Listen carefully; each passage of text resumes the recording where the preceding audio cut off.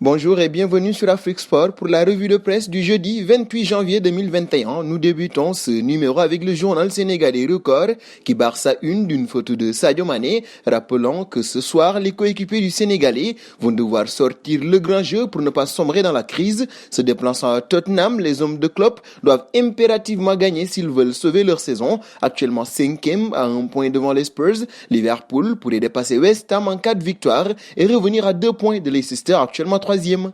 Du côté de Afrique Sport, on parle mercato avec le PSG qui va réaliser un gros coup comme Alessandro Florenzi ou Moïse Kean l'été dernier. Le club de la capitale devrait accueillir Dele Alli dans les derniers instants du mercato. Le vœu de Mauricio Pochettino va être exaucé. Le site souligne que le PSG et Tottenham sont tombés d'accord pour le transfert de Dele Alli. Il s'agira cependant d'un prêt sec sans option d'achat jusqu'à la fin de la saison. Du côté de Guinée Foot, c'est la fête. Les Guinéens ont composté leur ticket pour les quarts de finale du CHAN. Ils ont assuré l'essentiel ce mercredi contre la Tanzanie. Pour la suite de la compétition, la Guinée sera opposée au Rwanda. Ce sera ce dimanche. Et en Algérie, Khaireddine Zetchi, le patron de la Fédération algérienne de football, a évoqué dans une courte vidéo publiée sur le site officiel de l'instance fédérale la décision de la CAF de rejeter sa candidature au Conseil de la FIFA, ex-comité exécutif.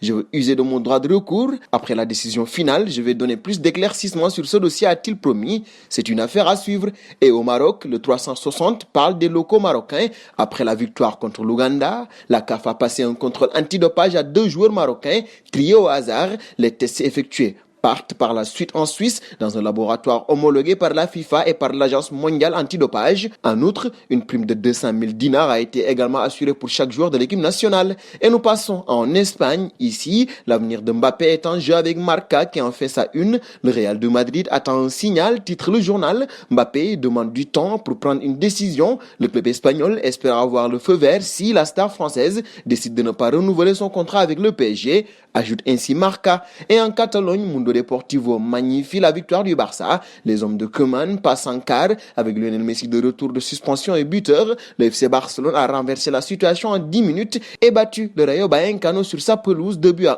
en huitième de finale de la Coupe du Roi. Dernier quotidien du jour, le Daily Express évoque la Premier League, d'abord avec Chelsea. Pour sa première sur le banc, l'ancien entraîneur du Paris Saint-Germain, Thomas Tuchel, a concédé un nul, 0 but partout, ce mercredi soir face à Wolverhampton, mais promet de meilleures performances. Et dans l'autre affiche, les Red Devils ont déçu. Dernier du classement, Sheffield United a créé la sensation ce mercredi soir à Old Trafford en battant Manchester United 2-1, leader avant cette 20e journée de Premier League. Les hommes d'Ole Gunnar perdent la première place au profit des Citizens. Et nous arrivons au terme de ce journal que nous fermerons avec la question du jour.